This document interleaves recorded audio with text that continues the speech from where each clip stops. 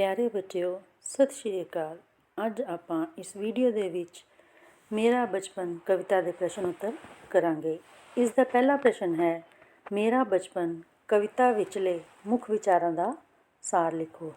ਯਾਨੀ ਕਿ ਜਿਹੜੇ ਵਿਚਾਰ ਇਸ ਕਵਿਤਾ ਦੇ ਵਿੱਚ ਆਏ ਹਨ ਉਹਨਾਂ ਦਾ ਸਾਰ ਇਸ ਦੇ ਵਿੱਚ ਲਿਖਿਆ ਜਾਵੇਗਾ ਜਾਂ ਵਿਸ਼ਾ ਵਸਤੂ ਬਾਰੇ ਜਾਣਕਾਰੀ ਦਿਓ। ਇਸ ਦਾ ਉੱਤਰ ਹੈ, ਮੇਰਾ ਬਚਪਨ ਕਵਿਤਾ ਡਾਕਟਰ ਹਰਭਜਨ ਸਿੰਘ ਦੀ ਲਿਖੀ ਹੋਈ ਹੈ। ਇਹ ਇੱਕ ਉਸ ਵਿਅਕਤੀ ਉੱਤੇ ਕੇਂਦਰਿਤ ਹੈ ਜੋ ਕਿ ਵਡੇਰੀ ਮਤਲਬ ਜ਼ਿਆਦਾ ਉਮਰ ਦਾ ਜਿਹੜਾ ਬੰਦਾ ਹੁੰਦਾ ਉਸਨੂੰ ਵਡੇਰੀ ਉਮਰ ਕਿਹਾ ਜਾਂਦਾ ਹੈ ਦਾ ਹੋ ਚੁੱਕਾ ਹੈ, ਪਰੰਤੂ ਬਚਪਨ ਵਿੱਚ ਜਦੋਂ ਉਹ ਅਜੇ 2 ਜਾਂ 3 ਵਰ੍ਹਿਆਂ ਦਾ ਹੀ ਸੀ, ਵਰ੍ਹਿਆਂ ਦਾ ਮਤਲਬ ਸਾਲਾਂ ਦਾ, ਜਦੋਂ ਉਹ 2 ਜਾਂ 3 ਸਾਲਾਂ ਦਾ ਹੀ ਸੀ ਤਾਂ ਉਸ ਦੇ ਪਿਤਾ ਦੀ ਮੌਤ ਹੋ ਗਈ ਸੀ। ਇਸ ਦਾ ਨਤੀਜਾ ਇਹ ਹੋਇਆ ਕਿ ਉਹ ਸਧਾਰਨ ਬੱਚਿਆਂ ਵਾਂਗ ਆਪਣਾ ਬਚਪਨ ਨਹੀਂ ਸੀ ਭੋਗ ਸਕਿਆ। ਉਹ ਛੋਟੀ ਉਮਰ ਦੇ ਵਿੱਚ ਹੀ ਇੱਕ ਪਾਸੇ ਤਾਂ ਪਿਤਾ ਦੇ ਪਿਆਰ ਅਤੇ ਦੂਜੇ ਪਾਸੇ ਸਹਾਰੇ ਤੋਂ ਵਾਂਝਾ ਹੋ ਗਿਆ। ਵਾਂਝਾ ਮਤਲਬ ਉਸਨੂੰ ਪਿਓ ਦਾ ਸਹਾਰਾ ਨਾ ਮਿਲਿਆ, ਉਸ ਤੋਂ ਖਾਲੀ ਰਹਿ ਗਿਆ। ਵਾਂਝਾ ਦਾ ਮਤਲਬ ਹੁੰਦਾ ਖਾਲੀ ਰਹਿ ਗਿਆ। ਦੂਜੇ, ਉਸਨੂੰ ਆਪਣੀ ਮਾਂ ਤੋਂ ਵੀ ਉਸ ਪ੍ਰਕਾਰ ਦਾ ਨਿੱਘਾ ਅਤੇ ਲਾਡਾਂ ਭਰਿਆ, ਨਿੱਘਾ ਮਤਲਬ ਗਹਿਰਾ ਅਤੇ ਲਾਡਾਂ ਭਰਿਆ ਪਿਆਰ ਨਾ ਮਿਲ ਸਕਿਆ, ਜਿਸ ਤਰ੍ਹਾਂ ਕਿ ਹੋਰਨਾਂ ਬੱਚਿਆਂ ਨੂੰ ਪ੍ਰਾਪਤ ਹੁੰਦਾ ਹੈ। ਉਸਨੂੰ ਆਪਣੀ ਮਾਂ ਦੇ ਬੁੱਲ੍ਹਾਂ ਉੱਪਰ ਕਦੇ ਵੀ ਮੁਸਕਰਾਹਟ ਨਾ ਦਿਸੀ, ਸਗੋਂ ਆਪਣੇ ਦੁੱਖਾਂ ਭਰੇ ਜੀਵਨ ਕਾਰਨ ਉਸ ਦੀਆਂ ਅੱਖਾਂ ਹਰ ਸਮੇਂ ਯਾਨੀ ਕਿ ਜਾਂ ਹਰ ਵੇਲੇ ਅਥਰੂਆਂ ਨਾਲ ਭਰੀਆਂ ਰਹਿੰਦੀਆਂ ਸਨ। ਵਿਧਵਾ ਹੋਣ ਕਰਕੇ ਉਸ ਦਾ ਸਾਰਾ ਜ਼ੋਰ ਲੋਕਾਂ ਦੀਆਂ ਮੈਲੀਆਂ ਨਜ਼ਰਾਂ ਤੋਂ ਬਚਣ ਲਈ ਹਰ ਸਮੇਂ ਅੱਖਾਂ ਨੀਵੀਆਂ ਰੱਖਣ ਅਤੇ ਸ਼ਰਮਾਉਂਦੇ ਰਹਿਣ 'ਤੇ ਹੀ ਲੱਗਦਾ ਸੀ। ਰਾਤ ਨੂੰ ਜਦੋਂ ਕੰਮ ਨਾਲ ਥੱਕੀ ਟੁੱਟੀ ਉਸ ਦੀ ਮਾਂ ਘਰ ਆਉਂਦੀ ਸੀ ਤਾਂ ਉਹ ਦੋਵੇਂ ਮਾਂ ਪੁੱਤਰ ਹਨੇਰੇ ਵਿੱਚ ਸੋ ਜਾਂਦੇ ਸਨ।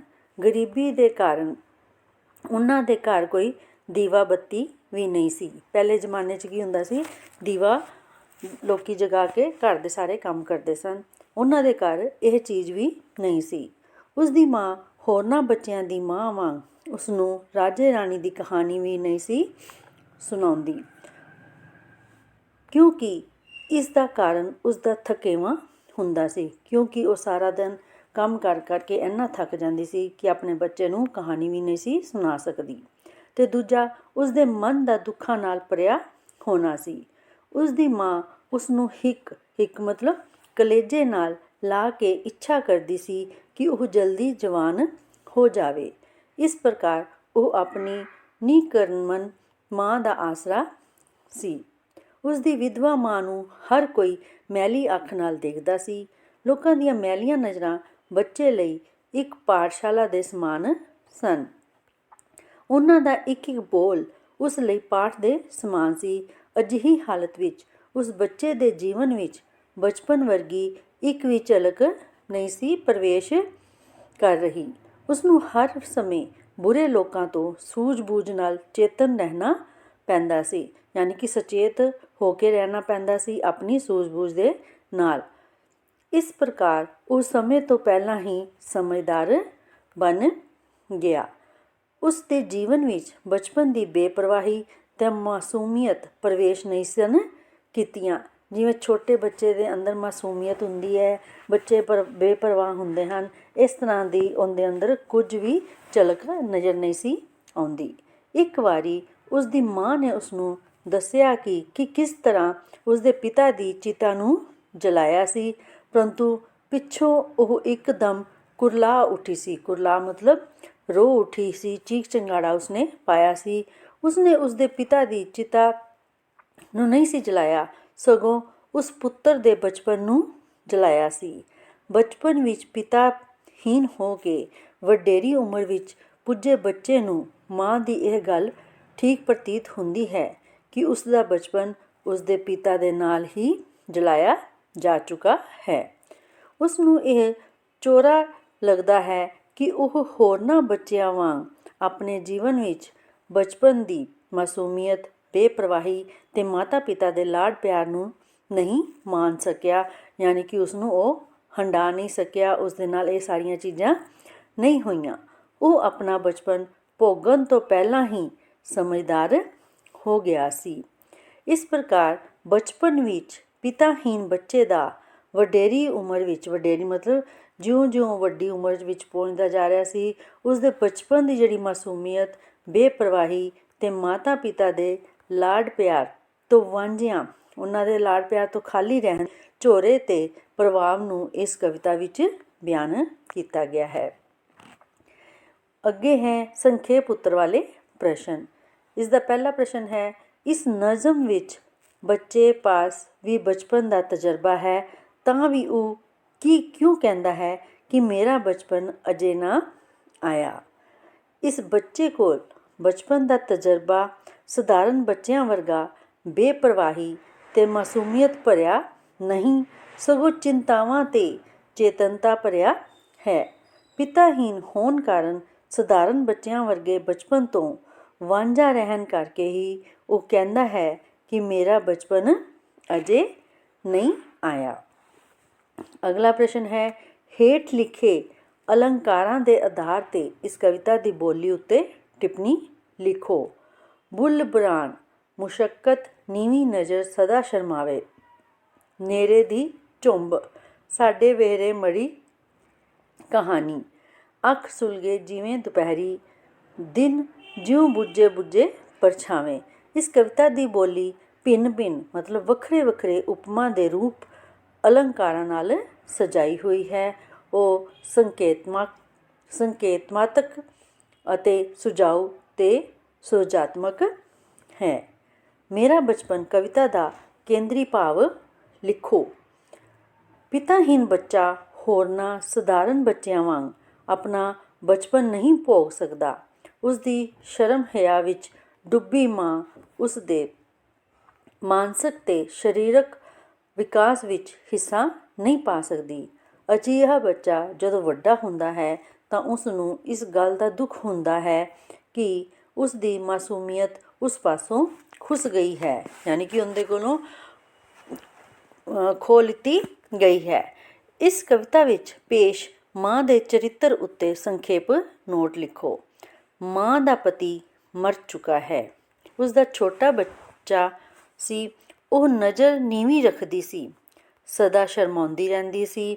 ਲੋਕ ਉਸ ਨੂੰ ਬੁਰੀਆਂ ਨਜ਼ਰਾਂ ਨਾਲ ਤੱਕਦੇ ਸਨ, ਤੱਕਦੇ ਮਤਲਬ ਵੇਖਦੇ ਸਨ। ਉਸ ਦੀਆਂ ਅੱਖਾਂ ਵਿੱਚ ਹੰਝੂ ਰਹਿੰਦੇ ਸਨ ਅਤੇ ਬੁੱਲ੍ਹ ਕਦੇ ਹੱਸਦੇ ਨਹੀਂ ਸਨ।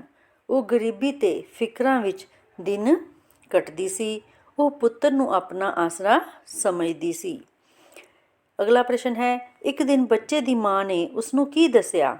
ਇਸ ਦਾ ਉੱਤਰ ਆਵੇਗਾ, ਇੱਕ ਦਿਨ ਬੱਚੇ ਦੀ ਮਾਂ ਨੇ ਉਸਨੂੰ ਦੱਸਿਆ ਕਿ ਕਿਸ ਤਰ੍ਹਾਂ ਉਸਨੇ ਉਸਦੇ ਪਿਤਾ ਦੇ ਮਰਨ 'ਤੇ ਉਸਦੀ ਚਿਤਾ ਨੂੰ ਜਲਾਇਆ ਸੀ, ਅਤੇ ਇਹ ਦੱਸ ਕੇ ਉਹ ਕੁਰਲਾ ਕੇ ਬੋਲੀ ਕਿ ਅਸਲ ਵਿੱਚ ਉਸਨੇ ਉਸ ਦਿਨ ਉਸ ਬੱਚੇ ਦੇ ਬਚਪਨ ਨੂੰ ਜਲਾ ਦਿੱਤਾ ਸੀ। ਬੱਚਾ ਇਹ ਕਿਉਂ ਕਹਿੰਦਾ ਹੈ, ਸਾਡੇ ਵਿਹੜੇ ਮਰੀ ਕਹਾਣੀ, ਇੱਕ ਸੀ ਰਾਜਾ ਇੱਕ ਸੀ ਰਾਣੀ? ਇਸ ਦਾ ਉੱਤਰ ਆਵੇਗਾ, ਬੱਚਾ ਇਸ ਕਰਕੇ ਇਹ ਗੱਲ ਕਹਿੰਦਾ ਹੈ ਕਿਉਂਕਿ ਪਿਤਾ ਦੀ ਮੌਤ ਕਾਰਨ ਉਸਦਾ ਬਚਪਨ ਸਧਾਰਨ ਬੱਚਿਆਂ ਵਾਂਗ ਰਾਜੇ ਰਾਣੀ ਦੀਆਂ ਕਹਾਣੀਆਂ ਸੁਣਦਿਆਂ ਨਹੀਂ ਬੀਤਿਆ, ਕਿਉਂਕਿ ਕੰਮ ਅਤੇ ਫਿਕਰਾਂ ਦੀ ਮਾਰੀ ਮਾਂ ਉਸਨੂੰ ਇਹ ਕਹਾਣੀਆਂ ਨਹੀਂ ਸੀ ਸੁਣਾ ਸਕਦੀ, ਕਿਉਂਕਿ ਉਹ ਸਾਰਾ ਦਿਨ ਕੰਮ ਤੋਂ ਥੱਕੀ ਹਾਰੀ ਰਾਤ ਨੂੰ ਕੀ ਕਰਦੀ ਸੀ, ਉਸਨੂੰ ਆਪਣੇ ਨਾਲ ਲਿਟਾ ਕੇ ਸੁਲਾ ਲੈਂਦੀ ਸੀ। ਅਗਲਾ ਪ੍ਰਸ਼ਨ ਹੈ, ਮੇਰਾ ਬਚਪਨ ਕਵਿਤਾ ਦਾ ਕੇਂਦਰੀ ਭਾਵ ਲਿਖਾਓ। ਇਸ ਦਾ ਉੱਤਰ ਆਵੇਗਾ, ਪਿਤਾਹੀਨ ਬੱਚਾ ਹੋਰਨਾਂ ਸਧਾਰਨ ਬੱਚਿਆਂ ਵਾਂਗ ਆਪਣਾ ਬਚਪਨ ਨਹੀਂ ਭੋਗ ਸਕਦਾ। ਉਸ ਦੀ ਸ਼ਰਮ ਹਿਆ ਵਿੱਚ ਡੁੱਬੀ ਮਾਂ ਉਸ ਦੇ ਮਾਨਸਿਕ ਅਤੇ ਸਰੀਰਕ ਵਿਕਾਸ ਵਿੱਚ ਹਿੱਸਾ ਨਹੀਂ ਪਾ ਸਕਦੀ। ਅਜਿਹਾ ਬੱਚਾ ਜਦੋਂ ਵੱਡਾ ਹੁੰਦਾ ਹੈ ਤਾਂ ਉਸ ਨੂੰ ਇਸ ਗੱਲ ਦਾ ਦੁੱਖ ਹੁੰਦਾ ਹੈ ਕਿ ਉਸ ਦੀ ਮਾਸੂਮੀਅਤ ਉਸ ਪਾਸੋਂ ਖੁੱਸ ਗਈ ਹੈ। ਹੁਣ ਅੱਗੋਂ ਹਨ ਸੰਖੇਪ ਉੱਤਰ ਵਾਲੇ, ਯਾਨੀ ਕਿ ਜ਼ਿਆਦਾ ਹੀ ਛੋਟੇ ਉੱਤਰਾਂ ਵਾਲੇ ਪ੍ਰਸ਼ਨ। ਬੱਚਾ ਕਿਉਂ ਕਹਿੰਦਾ ਹੈ ਮੇਰਾ ਬਚਪਨ ਅਜੇ ਨਾ ਆਇਆ? ਅਜੇ ਦਾ ਮਤਲਬ ਹਜੇ ਨਹੀਂ ਆਇਆ। ਇਸ ਦਾ ਉੱਤਰ ਆਵੇਗਾ, ਕਿਉਂਕਿ ਬੱਚੇ ਦਾ ਪਿਤਾ ਉਸਦੇ ਬਚਪਨ ਦੀ ਨਿੱਕੀ ਉਮਰ ਵਿੱਚ ਹੀ ਮਰ ਗਿਆ ਸੀ ਅਤੇ ਉਹ ਹੋਰਨਾਂ ਬੱਚਿਆਂ ਵਾਂਗ ਬਚਪਨ ਦਾ ਸੁੱਖ ਅਤੇ ਬੇਪਰਵਾਹੀ ਨਾ ਮਾਨ ਸਕਿਆ। ਦੂਜਾ ਪ੍ਰਸ਼ਨ ਹੈ, ਪਿਤਾਹੀਨ ਹੋਣ ਸਮੇਂ ਬੱਚੇ ਦੀ ਉਮਰ ਕਿੰਨੀ ਸੀ? ਇਸ ਦਾ ਉੱਤਰ ਆਵੇਗਾ, ਪਿਤਾਹੀਨ ਬੱਚੇ ਨੂੰ ਆਪਣੀ ਉਮਰ ਦਾ ਪੂਰਾ ਪਤਾ ਨਹੀਂ। ਉਸਨੂੰ ਇੰਨਾ ਕੁ ਯਾਦ ਹੈ ਕਿ ਉਹ 3, 4 ਜਾਂ 5 ਵਰ੍ਹਿਆਂ ਦਾ ਹੋਵੇਗਾ, ਕਿਉਂਕਿ ਜਦੋਂ ਉਸਦੇ ਪਿਤਾ ਦੀ ਮੌਤ ਹੋਈ ਸੀ ਤਾਂ ਉਹ ਬਹੁਤ ਹੀ ਛੋਟਾ ਜਿਹਾ ਸੀ। ਮਾਂ ਦੀ ਸਗਲ ਮੁਸ਼ੱਕਤ ਕੀ ਸੀ? ਇਸ ਦਾ ਉੱਤਰ ਹੈ, ਮਾਂ ਦੀ ਸਗਲ ਮੁਸ਼ੱਕਤ ਇਹ ਸੀ ਕਿ ਉਸ ਦਾ ਸਾਰਾ ਜ਼ੋਰ ਨਜ਼ਰ ਨੂੰ ਨੀਵੀਂ ਰੱਖਣ ਤੇ ਸ਼ਰਮਾ ਕੇ ਰਹਿਣ ਉੱਤੇ ਲੱਗਦਾ ਸੀ। ਕਦੇ ਕਦੇ ਬਾਲਾਂ ਤੇ ਕੁੱਛੜ ਸੌਣ ਨਿਚਿੰਤ ਮਾਵਾਂ ਮੇਰਾ ਬਚਪਨ ਕਵਿਤਾ ਦੀ ਸਹਾਇਤਾ ਨਾਲ ਇਹ ਤੁਕ ਪੂਰੀ ਕਰੋ। ਯਾਨੀ ਕਿ ਇਹ ਲਾਈਨ ਜਿਹੜੀ ਹੈ ਇਸ ਕਵਿਤਾ ਦੀ ਅਧੂਰੀ ਛੱਡੀ ਹੋਈ ਹੈ, ਉਸ ਨੂੰ ਇਹ ਕਿਹਾ ਗਿਆ ਹੈ ਕਿ ਇਸ ਲਾਈਨ ਪੂਰਾ ਕਰੋ। ਕਦੇ ਕਦੇ ਬਾਲਾਂ ਦੇ ਕੁੱਛੜ ਸੌਣ ਨਿਚਿੰਤ ਨਿਕਰਮਨ ਮਾਵਾਂ। ਅਗਲਾ ਪ੍ਰਸ਼ਨ ਹੈ, ਮੇਰਾ ਬਚਪਨ ਕਵਿਤਾ ਵਿੱਚ ਮਾਂ ਨੇ ਆਪਣੀ ਹੱਥੀਂ ਆਪਣੇ ਪਿਤਾ ਦੀ ਚਿਤਾ ਜਲਾਈ। ਇਹ ਕਥਨ ਠੀਕ ਹੈ ਜਾਂ ਗਲਤ? ਮੇਰਾ ਬਚਪਨ ਕਵਿਤਾ ਵਿੱਚ ਮਾਂ ਨੇ ਆਪਣੇ ਹੱਥੀਂ ਉਸਦੇ ਪਿਤਾ ਨਹੀਂ ਹੈ, ਪਤੀ, ਆਪਣੇ ਪਤੀ ਦੀ ਚਿਤਾ ਜਲਾਈ ਸੀ। ਇਹ ਠੀਕ ਹੈ ਜਾਂ ਗਲਤ? ਇਸ ਦਾ ਉੱਤਰ ਆਵੇਗਾ ਠੀਕ। ਅਗਲਾ ਪ੍ਰਸ਼ਨ ਹੈ, ਮੇਰਾ ਬਚਪਨ ਕਵਿਤਾ ਵਿੱਚ ਹੁਣ ਆ ਗਏ ਨੇ ਆਪਸ਼ਨਲ ਵਾਲੇ ਪ੍ਰਸ਼ਨ ਉੱਤਰ, ਜਿੰਦੇ ਵਿੱਚ ਆਪਸ਼ਨਸ ਦਿੱਤੀਆਂ ਹੋਣਗੀਆਂ, ਉਹਨੇ ਤੁਸੀਂ ਟਿਕ ਮਾਰਕ ਕਰਨੀਆਂ ਹਨ।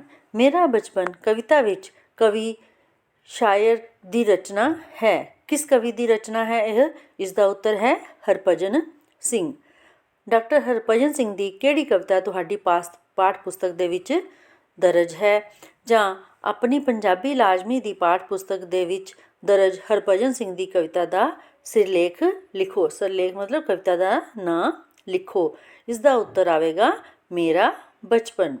ਮੇਰਾ ਬਚਪਨ ਕਵਿਤਾ ਵਿੱਚ ਕਿਸ ਰਿਸ਼ਤੇ ਦੀ ਗੈਰ ਹਾਜ਼ਰੀ ਕਾਰਨ ਬਚਪਨ ਰੁੱਲ ਜਾਂਦਾ ਹੈ? ਇਸ ਦਾ ਉੱਤਰ ਹੈ ਪਿਤਾ ਦੀ ਗੈਰ ਹਾਜ਼ਰੀ ਦੇ ਕਾਰਨ ਬਚਪਨ ਜਿਹੜਾ ਹੈ ਉਹ ਰੁੱਲ ਜਾਂਦਾ ਹੈ। ਪੁੱਤਰ ਦੇ ਛੇਤੀ ਛੇਤੀ ਗੱਭਰੂ ਹੋਣ, ਗੱਭਰੂ ਮਤਲਬ ਉਸਦੇ ਜਵਾਨ ਹੋਣ ਦੀ ਲੋਚਾ ਕਿਸ ਦੇ ਮਨ ਦੇ ਵਿੱਚ ਹੈ? ਮੇਰਾ ਬਚਪਨ ਕਵਿਤਾ ਦੇ ਆਧਾਰ 'ਤੇ ਉੱਤਰ ਦਿਓ। ਪੁੱਤਰ ਦੇ ਛੇਤੀ ਛੇਤੀ ਵੱਡੇ ਹੋਣ ਜਾਂ ਗੱਭਰੂ ਹੋਣ ਦੀ ਲੋਚਾ ਮਾਂ ਦੇ ਮਨ ਵਿੱਚ ਹੈ। ਅਗਲਾ ਪ੍ਰਸ਼ਨ, ਮੇਰਾ ਬਚਪਨ ਕਵਿਤਾ ਵਿੱਚ ਮੂਲ ਰੂਪ ਵਿੱਚ ਕਿਹੜਾ ਰਿਸ਼ਤਾ ਵਿਚਰਦਾ ਨਜ਼ਰ ਆਉਂਦਾ ਹੈ? ਇਸ ਦਾ ਉੱਤਰ ਹੈ ਮਾਂ ਅਤੇ ਪੁੱਤ ਦਾ ਰਿਸ਼ਤਾ ਜਿਹੜਾ ਹੈ ਉਹ ਵਿਚਰਦਾ ਨਜ਼ਰ ਆਉਂਦਾ ਹੈ। ਅਗਲਾ ਪ੍ਰਸ਼ਨ ਹੈ, ਮਾਂ ਦੇ ਬੁੱਲ ਬਿਰਾਨਾ ਉੱਤੇ ਕਦੀ ਨਾ ਉੱਗੀ ਹਰੀ ਕਰੂਮਲ ਕਾਵੀ ਸੱਤਰ ਵਿੱਚ ਕਵਿਤਾ ਕਿਸ ਕਵਿਤਾ ਦੇ ਵਿੱਚੋਂ ਹੈ? ਇਸ ਦਾ ਉੱਤਰ ਹੈ ਮੇਰਾ ਬਚਪਨ। ਮੇਰਾ ਬਚਪਨ ਕਵਿਤਾ ਵਿੱਚ ਬੱਚਾ ਆਪਣਾ ਬਚਪਨ ਕਿਉਂ ਨਹੀਂ ਭੋਗ ਸਕਿਆ? ਇਸ ਦਾ ਉੱਤਰ ਹੈ ਪਿਓ ਮਹਿਟਰ ਹੋਣ ਕਰਕੇ, ਪਿਤਾਹੀਨ ਹੋਣ ਕਰਕੇ। ਮਾਂ ਦਾ ਸਾਰਾ ਜ਼ੋਰ ਕੀ ਨਜ਼ਰ ਨੀਵੀਂ ਰੱਖਣ ਤੇ ਸ਼ਰਮਾਉਣ ਉੱਤੇ ਕਿਉਂ ਲੱਗਦਾ ਸੀ? ਇਸ ਦਾ ਉੱਤਰ ਹੈ ਡਰ ਕਰਕੇ। ਪਿਤਾਹੀਨ ਬੱਚੇ ਦੇ ਵਿਹੜੇ ਵਿੱਚ ਕਿਹੜੀ ਕਹਾਣੀ ਮਰ ਗਈ ਸੀ? ਇਸ ਦਾ ਉੱਤਰ ਆਵੇਗਾ ਰਾਜੇ ਰਾਣੀ ਦੀ ਕਹਾਣੀ। ਮਾਂ ਦੇ ਦੁੱਖ ਦਰਦ ਦਾ ਹਾਣੀ ਕੌਣ ਸੀ? ਮਾਂ ਦੇ ਦੁੱਖ ਦਰਦ ਦਾ ਹਾਣੀ ਪਿਤਾਹੀਨ ਬੱਚਾ ਸੀ। ਪਿਤਾਹੀਨ ਬੱਚੇ ਨੂੰ ਕੌਣ ਛੇਤੀ ਗੱਭਰੂ ਹੋਇਆ ਦੇਖਣਾ ਚਾਹੁੰਦੀ ਸੀ? ਇਸ ਦਾ ਉੱਤਰ ਹੈ ਮਾਂ। ਨਿਕਰਮਨ ਮਾਂ ਕਿਸ ਦੇ ਕੁੱਛੜ ਸੌਂਦੀਆਂ ਹਨ? ਇਸ ਦਾ ਉੱਤਰ ਹੈ ਬੱਚੇ ਦੇ ਕੁੱਛੜ ਸੌਂਦੀਆਂ ਹਨ। ਪਿਤਾਹੀਨ ਬੱਚੇ ਦਾ ਹਰ ਰਾਹ ਕਿਸਨੇ ਘੇਰਿਆ ਹੋਇਆ ਸੀ? ਸੂਝ ਸਮਝ ਨੇ। ਪਿਤਾਹੀਨ ਬੱਚੇ ਨੂੰ ਪਿਤਾ ਦੀ ਚਿਤਾ ਜਲਾਉਣ ਦੀ ਬਾਤ ਕਿਸਨੇ ਸੁਣਾਈ? ਪਿਤਾਹੀਨ ਬੱਚੇ ਨੂੰ ਪਿਤਾ ਦੀ ਚਿਤਾ ਜਲਾਉਣ ਦੀ ਬਾਤ ਉਸਦੀ ਮਾਂ ਨੇ ਸੁਣਾਈ। ਮਾਂ ਅਨੁਸਾਰ ਪਿਤਾ ਦੀ ਚਿਤਾ ਜਲਾਉਣ ਨਾਲ ਬੱਚੇ ਦਾ ਬਚਪਨ ਕਿਸ ਨੇ ਜਲਾਇਆ ਸੀ? ਇਸ ਦਾ ਉੱਤਰ ਆਵੇਗਾ ਉਸਨੇ ਆਪ, ਯਾਨੀ ਕਿ ਉਸਦੀ ਮਾਂ ਨੇ ਹੀ ਉਸਦਾ ਬਚਪਨ ਜਲਾਇਆ ਸੀ ਉਸਦੇ ਪਿਤਾ ਦੀ ਚਿਤਾ ਦੇ ਨਾਲ। ਬੱਚਿਓ, ਜੇ ਇਹ ਵੀਡੀਓ ਤੁਹਾਨੂੰ ਚੰਗੀ ਲੱਗੇ ਤਾਂ ਇਸ ਨੂੰ ਲਾਈਕ ਅਤੇ ਸਬਸਕ੍ਰਾਈਬ